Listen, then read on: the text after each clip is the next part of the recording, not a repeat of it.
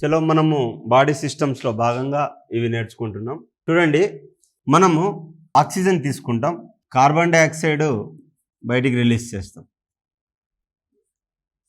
ఇది ఎక్కడి వరకు? ఇది లంగ్లో వెళ్తుంది. లంగ్ లోపల ఏం చేస్తాయంటే, లంగ్ లోపల ఆర్టరీస్, వెయిన్స్ అని ఉంటాయి. ఇవి మంచి బ్లడ్ చెడ్డ బ్లడ్ అంటే ఆర్టరీస్ లెట్సే ఆక్సిజన్ తీసుకెళ్తాయి, వెయిన్స్ కార్బన్ డైఆక్సైడ్ ఇక్కడ వదిలేస్తుంది అన్నమాట. ఇది లంగ్లో జరుగుతుంది. ఈ లంగ్లో బ్లడ్ లోపల ఇదంతా జరుగుతుంది. బ్లడ్ ఎందుకంటే మన బాడీ మొత్తం నుంచి డీఆక్సిజనేటెడ్ బ్లడ్ ఏదైతే ఉందో బాడీ మొత్తం నుంచి హార్ట్కి వస్తుంది, హార్ట్ నుంచి లంగ్కి వెళ్తుంది, లంగ్ నుంచి బయటికి వెళ్ళిపోతుంది, ఎగ్జలేషన్ వెళ్ళిపోతుంది. అయితే ఈ యొక్క డీఆక్సిజనేటెడ్ బ్లడ్ అంటే ఇంప్యూర్ బ్లడ్. ఈ ఇంప్యూర్ బ్లడ్ ఏం చేసింది సార్ అంటే, మన బాడీ మొత్తం నుంచి ఎక్కడికి వెళ్ళింది? హార్ట్కి వెళ్ళి, హార్ట్ నుంచి ఎక్కడికి వెళ్ళింది? లంగ్కి వెళ్ళి, లంగ్ నుంచి నాస్ట్రిల్ ద్వారా బయటికి వెళ్ళింది. అదే ఇన్హలేషన్ అనే ప్రాసెస్ ద్వారా, ఇన్హలేషన్ అనే ప్రాసెస్ ద్వారా అదే ముక్కు ద్వారా లంగ్కి వచ్చి, లంగ్ ద్వారా హార్ట్కి వచ్చి, హార్ట్ ద్వారా బాడీ పార్ట్కి అంతా వెళ్తుంది. ఓకే, అయితే మన యొక్క హార్ట్ని, లంగ్ని, స్టమక్ని డివైడ్ చేసే పార్ట్ని ఏమంటామంటే డయాఫ్రమ్ అంటాం. డయాఫ్రమ్. ఓకే, అదే అంటున్నాడు అనమాట. ఏమని అంటున్నాడంటే, వాయు కోశాల్లోని గాలి మరియు రక్తనాళాల్లోని రక్తం మధ్య వాయువు మార్పిడి జరుగుతుంది. Exchange of gases between the alveolar air and blood in capillaries అంటున్నాడు. అంటే మన ఆల్వియోలై ఎలా ఉంటాయి సార్ అంటే, ఇలా గ్రేప్స్ ఉన్నట్టుంటాయి, ఇట్లుంటాయి అనమాట. ఇలా గ్రేప్స్ ఉన్నట్టుంటాయి. అయితే ఈ ప్రతి ఒక్క గ్రేప్ అంటే ఆల్వియోలైకి ఏముంటుంది సార్ అంటే బ్లడ్ సప్లై ఉంటుంది. ఇలా బ్లడ్ సప్లై ఉంటుంది. ప్రతి చిన్న ఇప్పుడు మనం ఇలా రండి. అయితే మన బ్లడ్ క్యాపిలరీస్ ఇక్కడ చూసినట్లయితే ఎంత పలసగా ఉన్నాయి, దీనికంటే పలసగా లంగ్స్లో ఉంటాయి. ఇలా ఉండడం ద్వారా ఏమవుతుంది అంటే, ఇక్కడ ఎక్స్చేంజ్ ఆఫ్ గ్యాసెస్ నడుస్తుంది. ఎక్స్చేంజ్ ఆఫ్ గ్యాసెస్ ఇక్కడ జరుగుతుంది. ఇక్కడ అవుతుంది. ఓకే, అదే అంటున్నాడు అనమాట. Exchange of gases between alveolar air and blood capillaries. ఈ యొక్క అల్వియోలార్ ఎయిర్ అంటే అని పిలిచినప్పుడు ఈ గ్రేప్స్ లాగా ఉంటాయి అంటే ఆల్వియోలై, దానికి ఈ యొక్క క్యాపిలరీస్కి మధ్యలో ఎక్స్చేంజ్ అవుతాయి. నేనేం చెప్పా, ఇక్కడ లంగ్ లోపల ఎక్స్చేంజ్ అవుతాయని చెప్పి, కానీ ఎవరు తీసుకొస్తున్నారు, ఎవరు తీసుకెళ్తున్నారు అని పీల్చా, గాలి మొత్తం వెళ్ళిపోదు. నేను పీల్చిన గాలి ఎలా వెళ్తుందంటే వెళ్ళి హిమోగ్లోబిన్కి అతుక్కుంటుంది. ఇలా పీల్చినప్పుడు నాస్ట్రిల్ ద్వారా, ఫారెంక్స్ ద్వారా, ఇక్కడ ఫారెంక్స్ ద్వారా, ట్రాకియా ద్వారా, ప్రైమరీ ట్రాకియా, దాని తర్వాత సెకండరీ ట్రాకియా, ఇక్కడంతా లోపలంతా ఏముంటుంది సార్ అంటే ఆల్వియోలై ఉంటాయి. ఇలా పీల్చినప్పుడు ఆల్వియోలై నిండిపోతుంది కదా. ప్రతి ఆల్వియోలైకి తీగలు చుట్టినట్టు క్యాపిలరీస్ ఉంటాయి. ఆ క్యాపిలరీస్ ద్వారా అది కాస్త ఆర్టరీస్గా, వెయిన్స్గా కన్వర్ట్ అయ్యి, ఓకే, వెయిన్స్ ఏం చేస్తాయి సార్ అంటే డీఆక్సిజనేటెడ్ ఇప్పుడు ప్యూర్ అయింది కాబట్టి మన హార్ట్కి తీసుకెళ్తుంది. ఓకే, హార్ట్కి తీసుకెళ్ళిన తర్వాత అది కాస్త బాడీ పార్ట్కి తీసుకెళ్తుంది. ఓకే, సో ఈ విధంగా బ్లడ్ అనేది మన బాడీలో సర్క్యులేట్ అవుతుంది అంటున్నాడు. నిద్రపోకూడదు. ఓకేనా? ఇప్పుడే తిన్నారు మంచిగా. సో వాయువుల రవాణా, ట్రాన్స్పోర్టేషన్ ఆఫ్ గ్యాస్, రక్తం ద్వారా వాయువులను కణజాలకు తరలింపబడుతుంది. Transporting gases from lungs to the body tissues through the blood. అదే మరి చాలా మందికి డౌట్ వస్తుంది, నేను గాలి పీల్చాను కదా, పీల్చిన గాలి కంప్లీట్గా బాడీ లోపలికి వెళ్ళిపోతుంది. ఇది మనం గాలి కొట్టట్లా, టైర్లో గాలి వెళ్ళిపోవడానికి. అర్థమవుతుందా? మనం పీల్చే గాలి ఏదైతే ఉందో అది బ్లడ్ ద్వారా వెళ్తుంది. సో అది మీకు తెలియాలి. ఓకే, సో అంతర శ్వాసక్రియ అంటే ఇంటర్నల్ రెస్పిరేషన్ ఎలా జరుగుతుంది? ఇది బయట respiration. This is called external respiration. What you mean by internal respiration? Exchange of gases between the blood in capillaries and tissue cells. అంటే every tissue has a mitochondria. The respiration will takes place in the mitochondria. The cellular respiration takes in mitochondria. అంటే ఈ యొక్క అంతర శ్వాసక్రియ, ఈ యొక్క అంతర శ్వాసక్రియలో ఏమవుతుంది సార్ అంటే, ఈ యొక్క టిష్యూ దట్ ఈస్ సెల్కును బ్లడ్ క్యాపిలరీ మధ్య జరిగితే బ్లడ్ క్యాపిలరీ మధ్య జరిగితే దాన్ని మనం ఇంటర్నల్ రెస్పిరేషన్ అంటున్నాము. ఇంకా అంటే అదేంటి టిష్యూ. ఇంకా కణ శ్వాసక్రియ సెల్యులార్ రెస్పిరేషన్ అంటే ఏంటి? సెల్యులార్ రెస్పిరేషన్ అంటే ఆక్సిజన్ను ఉపయోగించి శక్తి ఉత్పత్తి చేయడాన్ని ఏటీపీ, నీరు, కార్బన్ డైఆక్సైడ్. ఇప్పుడు చూడండి, మనం తీసుకునేటటువంటి ఆక్సిజన్ ఏదైతే ఉందో అది సెల్లు లోపలికి వెళ్ళి ఏటీపీగా కన్వర్ట్ అవుతుంది. మనం తినే తిండి ఏదైతే ఉందో అది వాటర్గా కన్వర్ట్ అవుతుంది, కార్బన్ డైఆక్సైడ్గా కన్వర్ట్ అవుతుంది. ఈ వాటర్ కన్వర్ట్ అయిందేమో యూరిన్ ద్వారా వచ్చేస్తుంది, కార్బన్ డైఆక్సైడ్ ఏమో వచ్చేస్తుంది. అండ్ ఏటీపీ ఏదైతే జనరేట్ అయిందో అది ఎనర్జీ. నేను మాట్లాడేటప్పుడు ప్రతి ఒక్క జీవక్రియ నడుస్తూ ఉంది. So what ever the carbon ATP generated, the oxygen will help in the phosphorylation and creation of the ATP and production of water and carbon dioxide. Water will come as a urine outside. Okay, one thing. And another thing, water will be helpful again in the Krebs cycle and glycolysis, glyconeogenesis and the processes. And this ATP, whichever ATP will be utilized for the energy. Adi antunnadu annamata.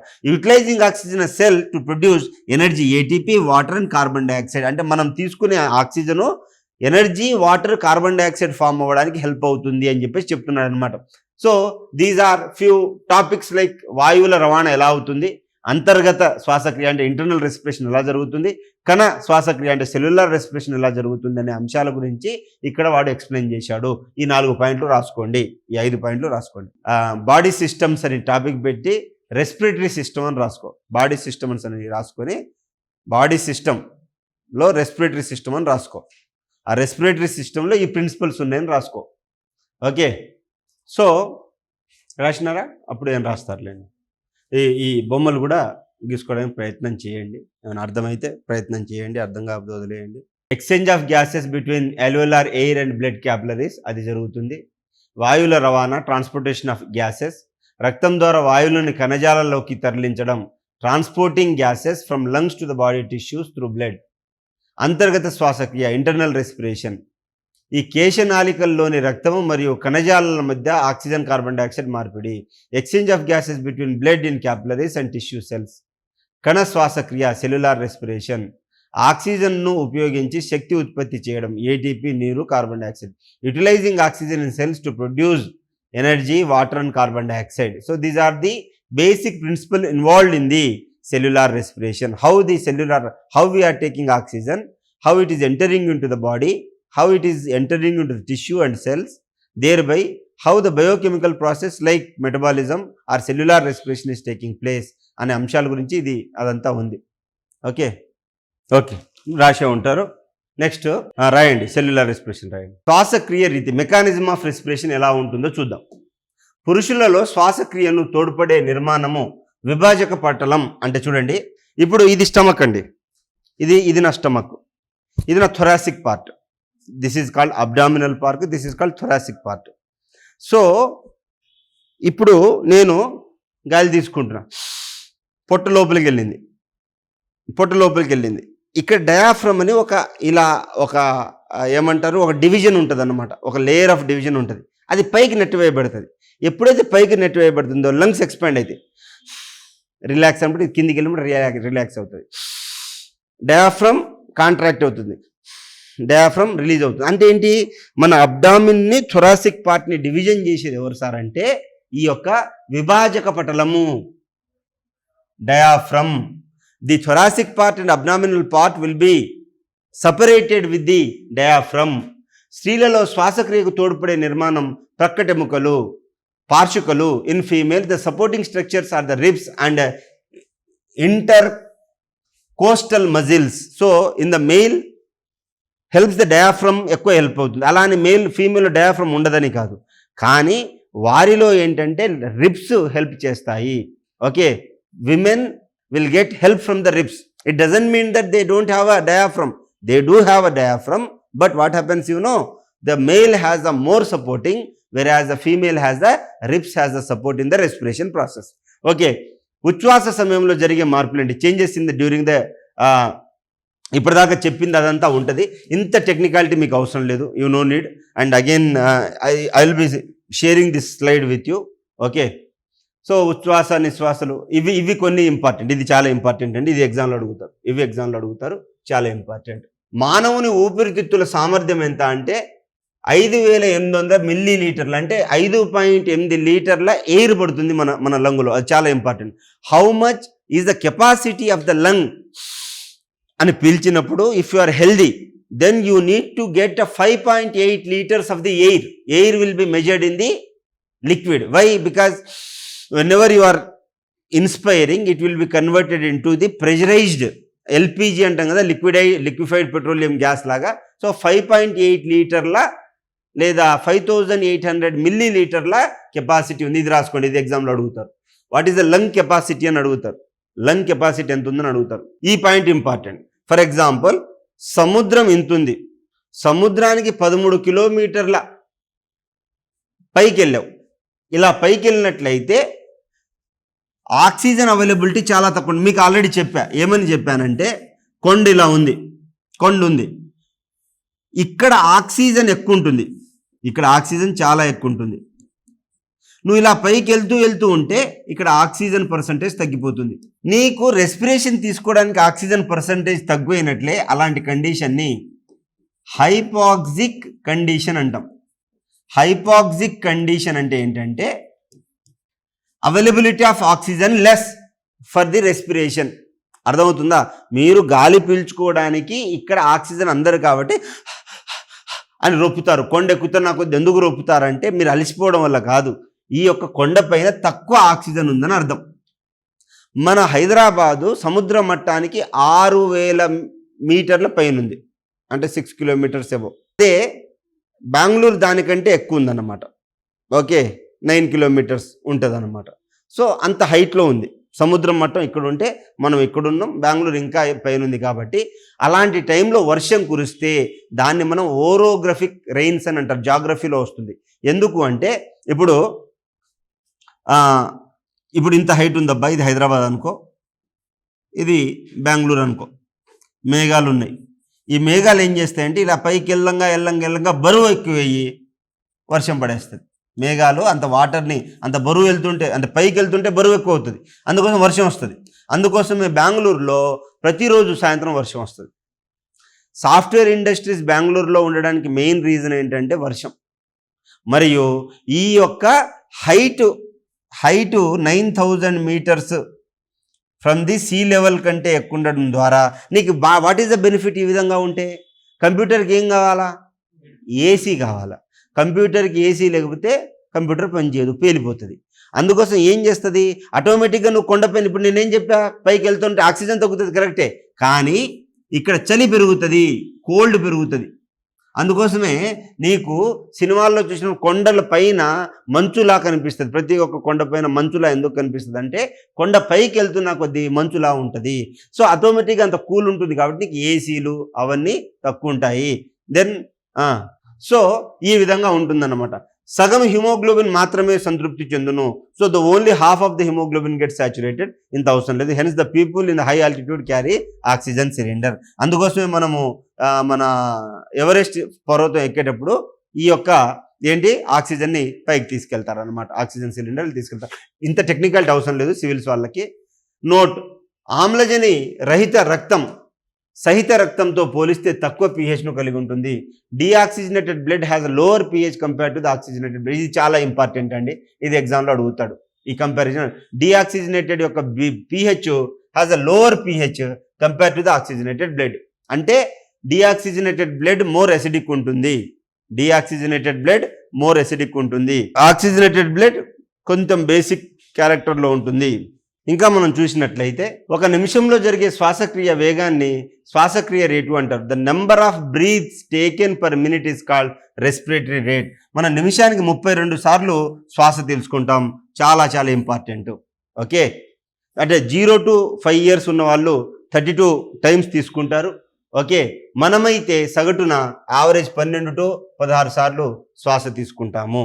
ఇది రాసుకోండి, ఇది చాలా important. The number of breaths taken per minute, okay, is called respiratory rate.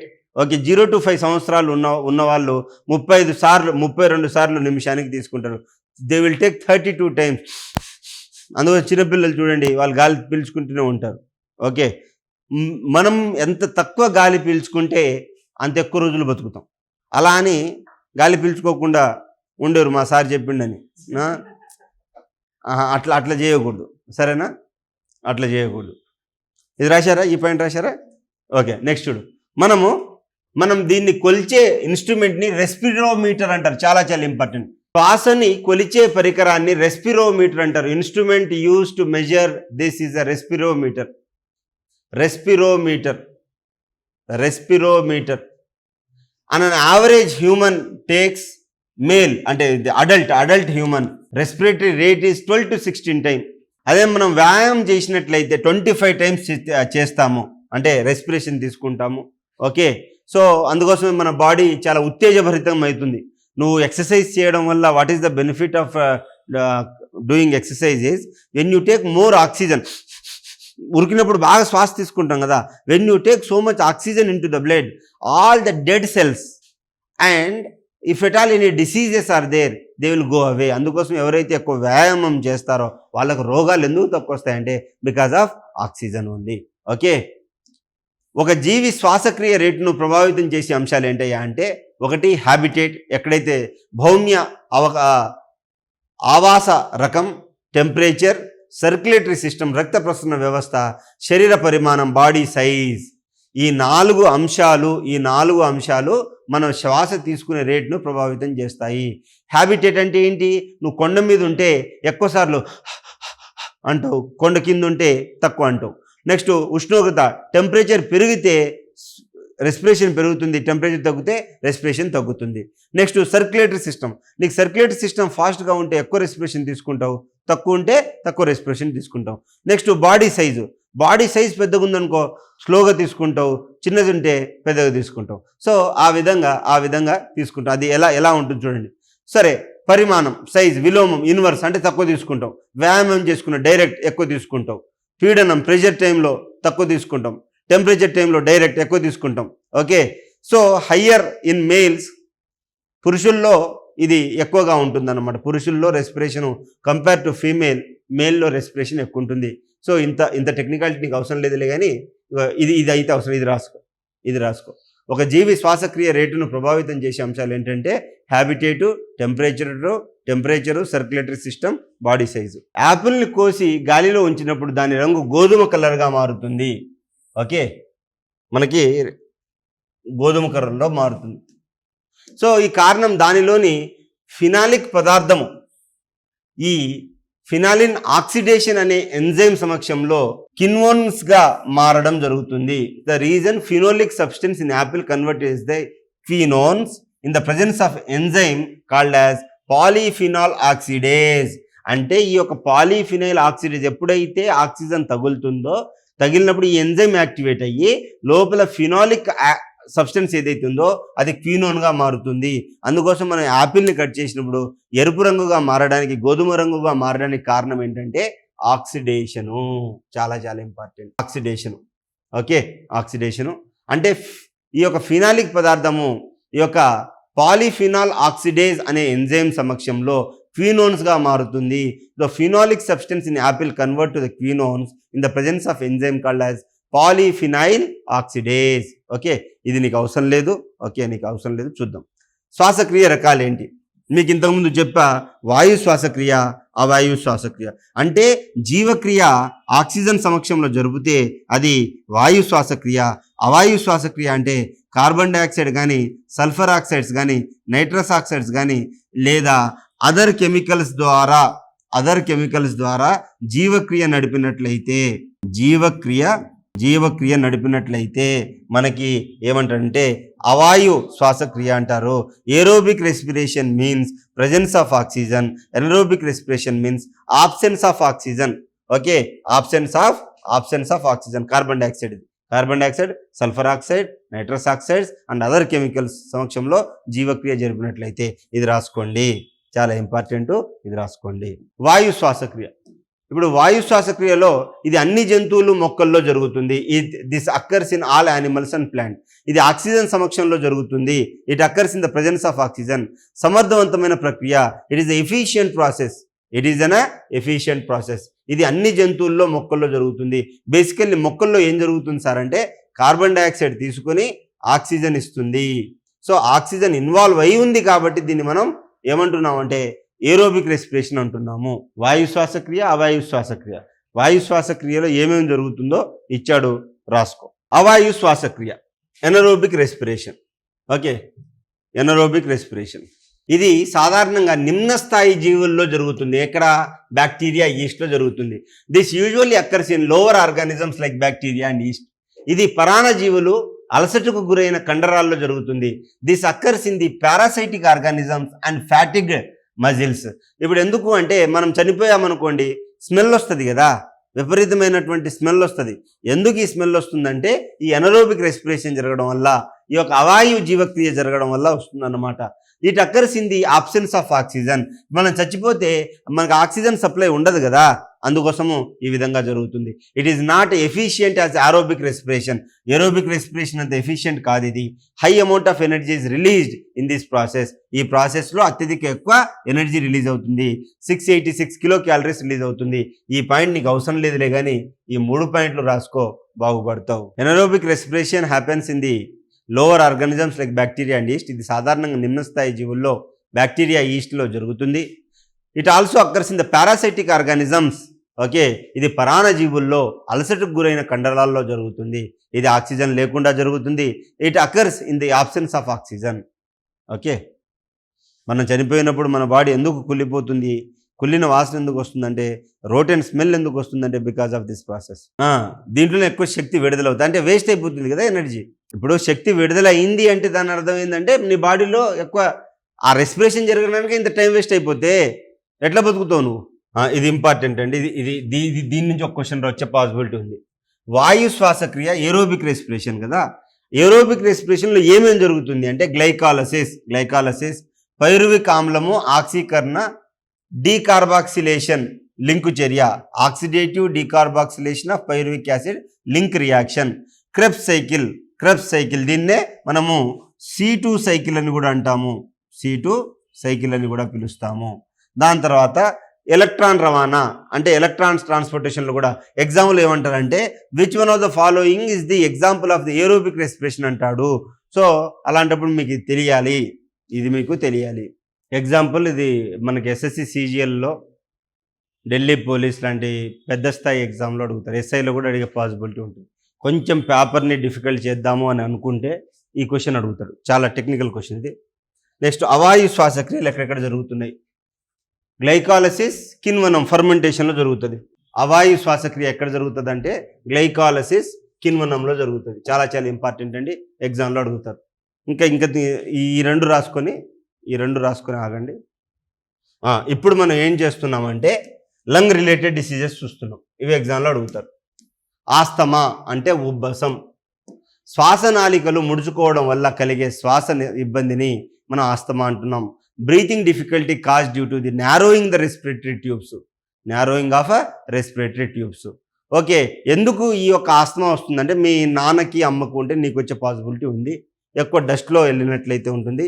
Cold వెదర్లో ఎక్కువ తిరిగినా ఆ cold వెదర్లో dust particles ఉంటాయి కాబట్టి అలాంటి టైంలో, లేదా ఈ histamine anti inflammation causing agents ఏమైనా ఉంటే, పొప్పటి రేణువులు నీ ముక్కులో వెళ్ళిపోయినా, నువ్వు పువ్వు పిలుస్తాం అని పిలిస్తే సరిపోదు, ముక్కులో పెట్టుకొని అని పిలుస్తాం. ఒక పువ్వు చాలు, 4-5 పువ్వులు పెట్టుకొని అని పిలుస్తాం. ఆ లోపల ఉన్నటువంటి పొప్పటి రేణువులు ఏమైతాయి, బాడీ లోపలికి వెళ్ళిపోయి హిస్టమైన్ రిలీజ్ చేస్తాయి, లేదా ఎయిర్ పొల్యూషన్ ద్వారా కూడా అవుతుంది. సో ఆస్తమా గురించి రాసుకోండి. ఆస్తమా ఈజ్ చాలా ఇంపార్టెంట్. నెక్స్ట్ వచ్చిన ప్రాబ్లం ఏంటంటే బ్రాంకైటిస్. ఐటిస్ అంటే ఏం చెప్పా? వాపు. ఓకే, టైటిస్ అంటే ఇన్ఫెక్షను, ఐటిస్ అంటే వాపు. బ్రాంకైటిస్ అంటే శ్వాసనాళికల్లో వాపు రావడం, ఫలితంగా శ్వాసనాళికలు సంకోచించబడతాయి. బ్రాంకైటిస్ రాసుకోండి. శ్వాసనాళికల్లో వార్పు ఏర్పడడం ద్వారా శ్వాసనాళికలు సంకోచం ఏర్పడతాయి.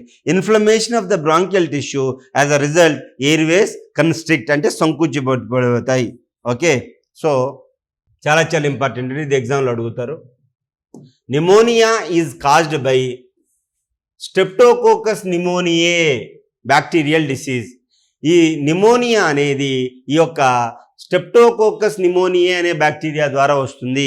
ఇది ఎందుకు వస్తుంది సార్ అంటే కూల్ డ్రింక్స్ చలికాలంలో తాగడం ద్వారా, రాత్రిపూట సినిమా హీరోలు తాగారని మీరు తాగడం ద్వారా ఏమవుతుందంటే లంగు లోపల స్ట్రెప్టోకోకస్ నిమోనియా అనే బ్యాక్టీరియా, ఇది అంటువ్యాధి, నాకుండి కవ్వు అని నీ మీద దగ్గా అనుకో నీకు కూడా వచ్చేస్తుంది. ఇది ఏమవుతుందంటే లంగులోకి వెళ్ళి లంగు లోపల వాటర్ని ఫామ్ చేస్తుంది, నువ్వు బక్కగా అయిపోతావు. అప్పుడు ఏం చేస్తారంటే ఇటో హోలు పెట్టి పైప్ ద్వారా అదంతా లిక్విడ్ తీసి బకెట్ నింపుతారు. నిజం. ఓకే, దీన్ని మనం నిమోనియా అంటాం. ఓకే, నిమోనియా, ఇది స్ట్రెప్టోకోకస్ నిమోనియే, చాలా చాలా important. Pneumonia is caused by what అంటాడు, streptococcus pneumoniae. Okay, pneumonia is caused by what అంటాడు, స్ట్రెప్టోకోకస్ నిమోనియే ద్వారా వస్తుందన్నమాట. ఓకే, ఎగ్జామ్లో అడుగుతాడు. హైపాక్సియా మీకు చెప్పా కదా, హైపాక్సియా అంటే కణజాలలో ఆక్సిజన్ను తక్కువగా వినియోగించడం కొండ ప్రాంతాల్లో జరుగుతుంది. A condition where cells and tissues receive less oxygen commonly in hill area hypoxia. ఎగ్జామ్లో ఇది మీకు ఎస్ఎస్సి సిజిఎల్ లాంటి ఎగ్జామ్స్లో, ఢిల్లీ ఎస్ఐ ఎగ్జామ్లో ఇలాంటి ఇంగ్లీష్లో కూడా అడిగే పాసిబిలిటీ ఉంటుంది. ఇది యూపీఎస్సీలో వచ్చిన బిట్, ఇది యూపీఎస్సీ సైన్స్ అండ్ టెక్నాలజీలో వచ్చిన బిట్ ఇది. ఓకే, నెక్స్ట్ ప్లూరసీ అంటే ఏంటంటే మన ఈ యొక్క pleural membrane. Okay, pleural membrane అంటే ఏంటంటే మన ఆల్వెలై ఉంటాయి కదా, ఆల్వెలై పైన ఉన్నటువంటి మెంబ్రెయిన్ వాపు వచ్చినట్లయితే త్వచాల వాపుని ప్లూరసీ అంటాం. ఇప్పుడు మీరు ఈ నగరానికి ఏమైంది, ఒకవైపు పగ ఇంకోవైపు ముసి, ఎవరు కోరుకోరు ఆనందాన్ని అన్నప్పుడు ఏమంటారంటే ఏమైంది, అది ఆ తర్వాత అమ్ముకోవచ్చులే కానీ. ఓకే, సో అయితే ఏమైంది, ఈ యొక్క ఎంఫసిమా అని మాట్లాడతారు. అంటే ఏమవుతుంది అంటే అధికంగా పొగ తాగడం వల్ల వాయుకోశ గోడలు నశించి వాయు వినిమయం జరిగే తలం తగ్గును. Due to the excessive smoking alveolar walls get damaged reducing the area of gaseous exchange. ఆ విధంగా ఆస్తమా తర్వాత వచ్చే ప్రాబ్లం ఏంటంటే ఎంఫసిమా. దీని తర్వాత మనకి క్రానిక్ అబ్స్ట్రక్టివ్ పల్మనరీ డిజార్డర్ వస్తుంది, దాని తర్వాత లంగ్ ఫెయిల్యూర్, దాని తర్వాత rest in Paris. Okay, rest in Paris. So diseases చాలా వరకు బొచ్చడి నేర్చుకున్నాం, ఇంతకంటే మించి వద్దు మనకి. ఓకే, రాసుకున్నారా? రాసుకోండి. ఓకే, చాలా అంటే చాలా ఇంపార్టెంట్, దీని నుంచి క్వశ్చన్స్ వస్తాయి. ఎందుకంటే బ్లడ్ గ్రూపింగ్, బ్లడ్ ఇవన్నీ దీంట్లోనే ఉంటాయి కాబట్టి చాలా ఇంపార్టెంట్. రక్త ప్రసరణ వ్యవస్థ, బ్లడ్ సర్క్యులేటరీ సిస్టమ్. రక్త ప్రసరణను మొట్టమొదటిసారిగా ప్రయోగపూర్వకంగా తెలిపిన శాస్త్రవేత్త విలియం హార్వే. ఓకే, చాలా చాలా important. The scientist who first demonstrated blood circulation experimentally was William Harvey. చాలా చాలా ఇంపార్టెంట్. మనం 7th క్లాస్లో ఫస్ట్ చాప్టర్లో జాన్ గుటాన్బర్గ్ ప్రింటింగ్ మిషన్ కనిపెట్టాడని 7th క్లాస్ బుక్లో ఉంటుంది, అంటే మీరు కూడా చదివే ఉంటారు ఇంత దూరం వచ్చారంటే. Okay, so hence he is called as the father of blood circulation. అందుకోసమే ఈయనని కావున రక్త ప్రసరణ పితామహుడు అని పిలుస్తారు. Okay, father of the blood circulation. ఇతను ఈ యొక్క డబుల్ సర్క్యులేషన్ అనే పేరును ప్రతిపాదించాడు. He propose the concept of double circulation, ద్వివలయ రక్త ప్రసరణ అని తీసుకొచ్చాడు ఈయన. ఈ వ్యవస్థలో హృదయము, రక్తనాళాలు, రక్తము అనే నిర్మాణాలు కలవు. The system structure contain heart, blood vessels and blood, ఈ విధంగా ఉన్నాయన్నమాట. సో మీరు ఇది ఒకటి రాసుకోండి చాలు, అండ్ ఇది రాసుకోండి. ఇది రాయాల్సిన అవసరం లేదు, ఎందుకంటే ఇది మీకు తెలుసు కాబట్టి. అన్నీ రాసుకుంటూ కూర్చుంటే మనం ఇక్కడే ఉండిపోతాము. బిగించిన పిడికెలి పరిమాణంలో ఉండు. నువ్వు చెయ్యి ఇట్లా పట్టుకొని ఎవరి చెయ్యి ఎంత ఉందో అంత గుండె ఉంటుంది. ఎంత పిడికెలు బిగిస్తే ఎంత ఉందో గుండె అంతే ఉంటుంది అనమాట. Okay, it is approximately size of the clenched fist. నిర్విరామంగా విశ్రాంతి లేకుండా పనిచేసే ముఖ్య అవయవం. It is a vital organ that works continuously without rest. If it takes rest you will be in rest in peace. Okay, అర్థమవుతుందా? నిర్విరామంగా పనిచేస్తావు అంతే తప్ప నువ్వు నాలో ఉన్నావు, ఈ పులిహార పంచాయతీ ఏమి ఉండదు, అదంతా లత్కొర పంచాయతీ ఏమో ఉండనేవారు. సో అధ్యయనాన్ని ఏమంటానంటే దీని గుండె యొక్క అధ్యయనాన్ని కార్డియాలజీ అంటారు. మానవుని గుండె బరువు ఎంత? 300 గ్రాములు, చిన్నపిల్లలు అయితే 240 గ్రాములు. ఓకే, నువ్వు బింగో టింగో రాత్రిపూట ఐస్ క్రీమ్ తింటే 400 గ్రాములుగా పీకుతావు. మానవుని గుండె బరువు 300 గ్రాములు, చిన్నపిల్లలు 240 గ్రాములు. అది important. Location of the heart, ఎక్కడ నువ్వు ఎక్కడున్నావు అంటే నా గుండెల్లో అన్నట్టు ఈ పులిహార పంచాయతీ లేకుండా గుండె ఎక్కడుంది అంటే మానవుని ఊపిరితిత్తుల మధ్య మీడియా స్టెర్నం అనే ఖాళీ ప్రదేశంలో గుండె అమరి ఉండును. మీడియా స్టెర్నం అంటే ఈ యొక్క రెండు రిబ్స్ ఉన్నాయి కదా, 2 రిబ్స్ లోపల 1, 2, 3, 4 నుంచి 7 మధ్యలో ఇక్కడ ఉంటుంది అన్నమాట. దీని వెనకాల ఇక్కడ ఉంటుంది. అర్థమైందా? అది అందుకోసం ఇలా పట్టుకున్నప్పుడు లబ్ డబ్ కొట్టుకుంటుంది. Location of the heart in mediastinum. In the human the heart is located in the mediastinum. The empty space between the 2 lungs. ఆవరించి ఉండే పొరలు covering layers of the heart as pericardium. నీకు ఇంత అవసరం లేదు. Okay, గుండె గోడల్లో 3 పొరలు ఉంటాయి. ఓకే, ఈ యొక్క ఎపికార్డియం, మయోకార్డియం, ఎండోకార్డియం అంటాం. నీకు అవసరం లేదు. గుండె రకాలు, టైప్స్ ఆఫ్ గుండె. ఓకే, కండర జనిత హృదయం, మైకోజెనెటిక్ హార్ట్, నాడి జనిత హృదయం, న్యూరోజెనెటిక్ హార్ట్. హృదయ కండరాలచే నిర్మించబడిందేమో మయోకార్డిక్ హార్ట్. ఓకే, వెరాజ్ నిమ్న జీవుల్లో అవశేరు కాలంలో గుండె నాడుల ప్రేరణ ద్వారా స్పందించును. అంటే వీటికి గుండెకి మజిల్స్ ఉండవు, దీనికి గుండెకి మజిల్స్ ఉంటాయి.